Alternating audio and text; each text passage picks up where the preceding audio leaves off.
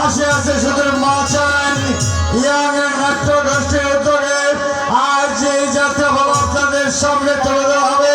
এবার বাংলার প্রখ্যাত নাট্যকার মাস্টার মোতালেব হোসেন রচিত এম এ নায়াবালী পান্ন পরিচালিত এখানে অস্ত্র সজন ঐতিহাসিক কাল্পনিক যাত্রা বলা সবাই মনে রাখবেন। আজকের যাত্রা বলা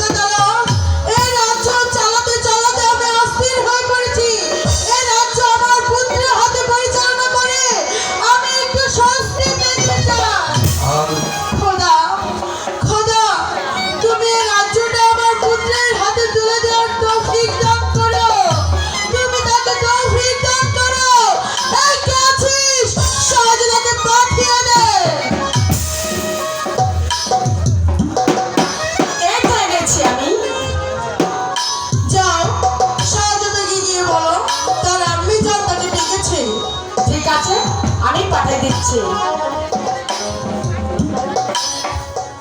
খোদা খোদা আজ আমি আমার রাজ্য আমার পুত্রের হাতে পরিচালনা করব।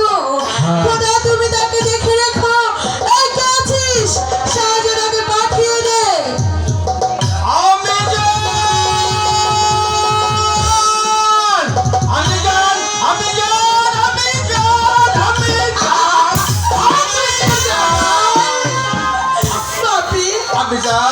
তুমি জানো তোমাকে কতক্ষণ ধরে ডাকছি, তুমি শুধু ফুল বাগানে খেলা করে বেড়াচ্ছ।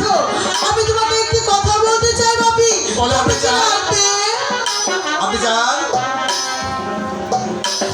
পুত্র, এই রাজ্যখানা আমি তোমার হাতে তুলে দিয়ে আমি স্বস্তি পেতে চাই, আমি শান্তি পেতে চাই। আমি জীবনে কোনোদিন তোমার অবাধ্য হইনি, আমি আজও তোমার অবাধ্য হব না। যেটা বলবে আমি সেটা পালন করবো। আমি বহুত আচ্ছা, বহুত আচ্ছা, বহুত আচ্ছা। এই না হয় আমার পুত্র।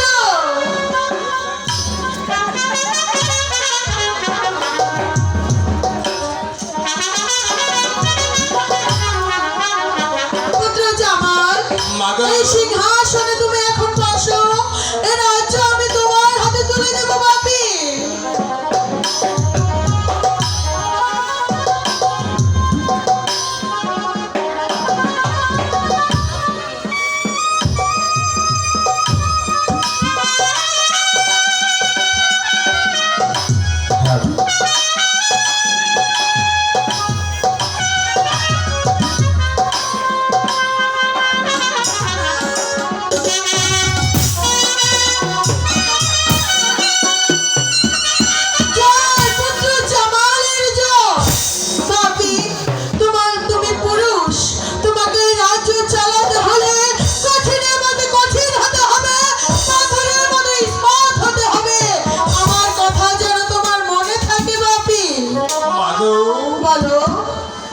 চলার পথে আমি যেন তোমার দর ছেড়ে দিত, আমি যেন কখনো পিছু পা না হই।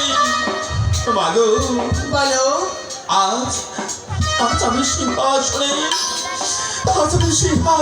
উপবেশনে করে তুমি যেমন আনন্দ পাচ্ছ, আজ যদি আমার পিতা বেঁচে থাকতো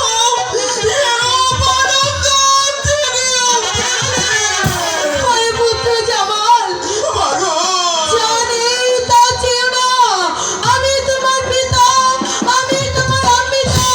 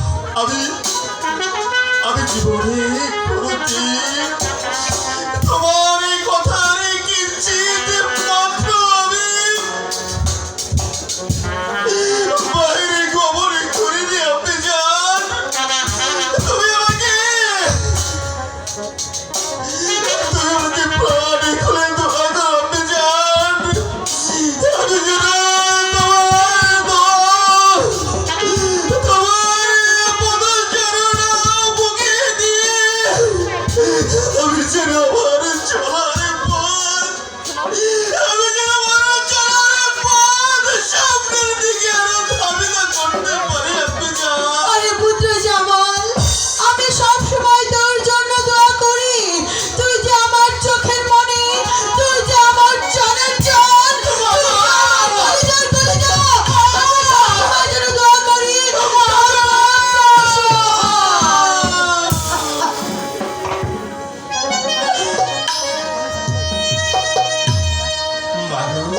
বলো। অভিষেকের পর্বটা তো শেষ হয়ে গেল আপনি যান। হ্যাঁ, আমি বলছিলাম কি বলেছিলে? আমি হরিণ শিকারে যাত্রা করতে চাই আপনি যান। আমার পুত্র এই রাজ্যের শাহজাদা, সে যাবে হরিণ শিকারে। ঠিক আছে, তুমি হরিণ শিকারে যাবে, আমি তোমার জন্য উড়িয়ে আওয়াজ ঘোড়ার ব্যবস্থা করছি। এই কে কোথায় আছিস?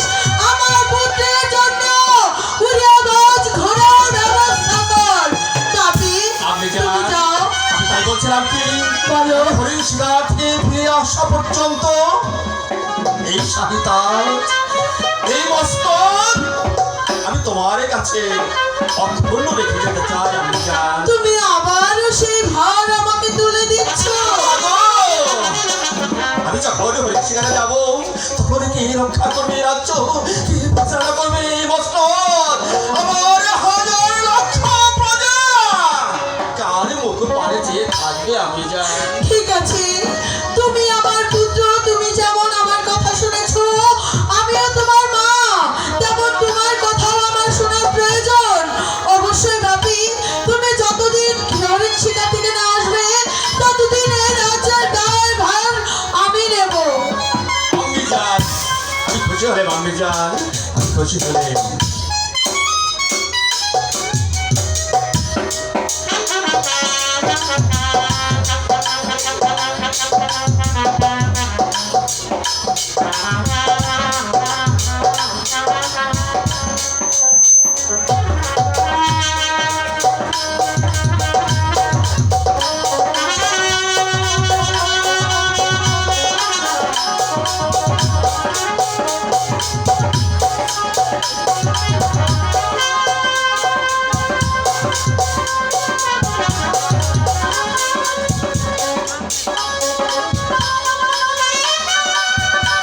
ওরে বাপি, এ তুই কি করছিস? তোর জায়গা আমার মায়ের স্থানে নয়, তোর জায়গা আমার বক্ষে। তুই যে এই রাজ্যের শাহজাদা, আয় বাপি, তুই আমার বক্ষে আয়।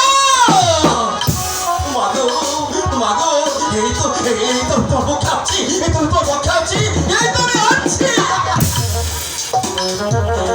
তাহলে বাপি, তুমি হরিণ শিকারে যাওয়ার জন্য রওনা দাও। ঠিক মতো যাবে আর খাওয়া দাওয়া ঠিক মতো করবে। একদম হরিণ নিয়ে হরিণের পিছনে শুধু দৌড়াবে না। আপনি জান, তুমি যত ঠিক তাই করবে। তুমি তো আমার জন্য কোনো চিন্তা করো আমি জান। আমি যাবো আর হরিণ শিকার করে তারপর চলে আসবো। বাহ, তুমি খুব সুন্দর কথা বললে। এই রাজ্যখানা আমার হাতে তুলে দিয়ে বলছো আপনি যান, তুমি কোনো চিন্তা করবে না। এত শত শত প্রজা, তাদেরকে কর দিতে হয়, কর দিতে হয়, অনেক হিসেব। আর আমি জান বলছি আমার জন্য কোনো চিন্তা করবে না। আসি। শাহজাদা, বাপি, তুমি তো আমার পুত্র, যাকে 10 মাস 10 দিন গর্ভে ধরেছি, সে কোথায় না কোথায় থাকবে, তার জন্য বুঝি আমার চিন্তা হবে না। মাগো, আর কাল বিলম্ব না করে আমি এখনই চলে যাচ্ছি। যাই না বাপি, বলো আসি। আসি আমি যান, আসি।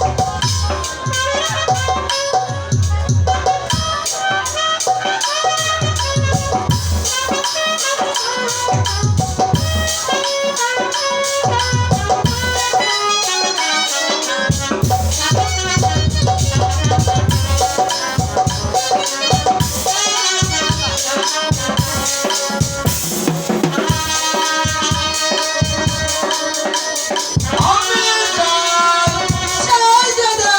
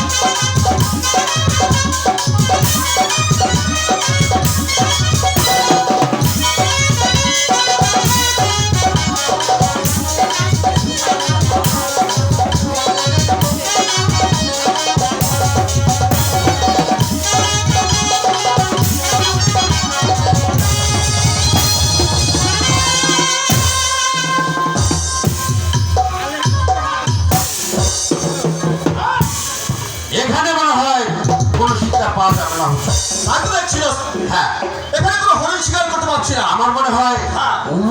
ওই নদীর ধারেতে গেলে ওখানে মনে হয় শিকার পাওয়া যাবে। ঠিক আছে, তাহলে দেখি নদীর ধার দিয়ে ওই বর্ধমানে চলে যাই। হ্যাঁ। দেখি ওখানে হরিণ শিকার করতে পারি কিনা। তাই চলুন হুজুর। ঠিক চলে আছে। এসো, চলে এসো, চলে এসো।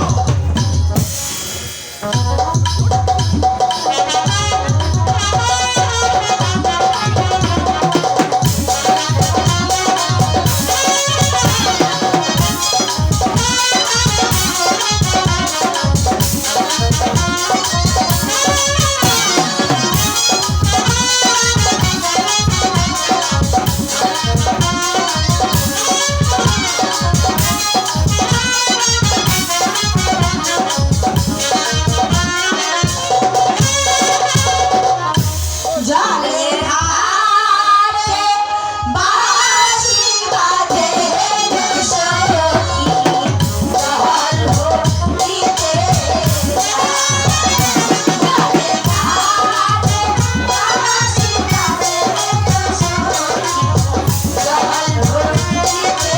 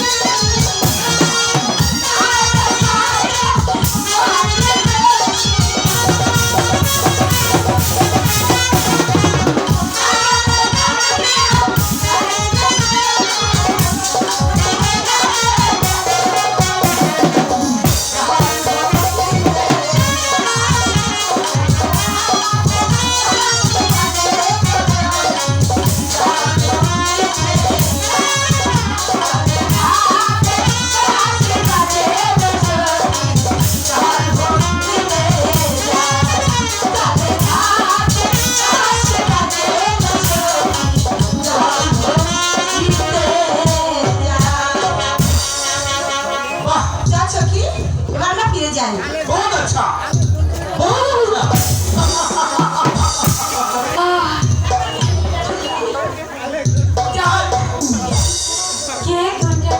ऐसा चीज खूबसूरत औरत हमको भी देखा।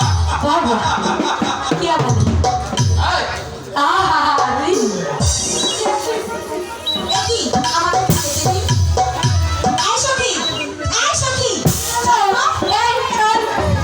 আরে কি হয়েছে? কি হলো? যেতে দিন।